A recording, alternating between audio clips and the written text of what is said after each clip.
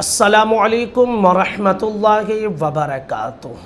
آیت الکرسی، آپ اسے میں سمجھتا ہوں کہ یاد کر لیے ہوں گے، اور مسلمانوں کے بچوں کو تقریباً آیت الکرسی یاد کرائی جاتی ہے اور یاد کی جاتی ہے۔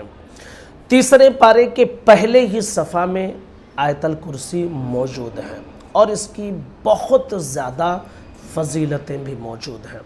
جب اللہ تبارک و تعالیٰ نے شیطان مردود کو جنت سے نکالا اور اسے مردود اور لعین قرار دیا، رجیم قرار دیا، جانتے ہیں کہ وہ عبادت گزار تھا، لیکن جب آدم کو سجدہ کرنے سے انکار کیا تو اللہ تبارک و تعالیٰ نے اس کے تکبر کی بنیاد پر اسے مردود قرار دیا۔ تو اس نے رب کی بارگاہ میں عرض کی کہ اللہ میں تجھ سے مہلت مانگتا ہوں، تو اللہ تبارک و تعالیٰ نے اسے مہلت عطا فرمائی اور اپنے بندوں سے ارشاد فرمایا کہ جو میرا بندہ آیت الکرسی پڑھے گا تو میں اس کے خطاؤں کو معاف کر دوں گا، اس کے گناہوں کو معاف کر دوں گا، اس کے توبہ کو میں قبول کر لوں گا۔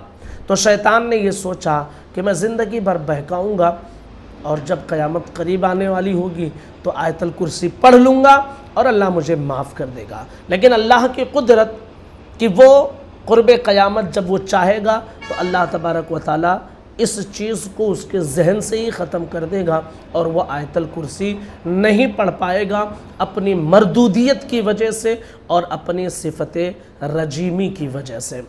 اب جو اللہ تبارک و تعالیٰ کو چیلنج کرے، اللہ سے ٹکرانے کی کوشش کرے، تو پھر اللہ تبارک و تعالیٰ اسے ایسی سزا دے گا کہ پھر انسان یا کوئی اس کا تصور نہیں کر سکتا ہے۔ اللہ تبارک و تعالیٰ اپنے بندوں کو بخشنا چاہتا ہے، اور یہی وجہ ہے کہ رب کی رحمت بہانہ تلاش کرتی ہے۔ رب کی رحمت بہانہ تلاش کرتی ہے، اور جب کوئی بہانہ مل جاتا ہے تو اللہ تبارک و تعالیٰ اپنی رحمت کو اس طرح ظاہر فرماتا ہے کہ بندوں کو معاف کر دیا کرتا ہے۔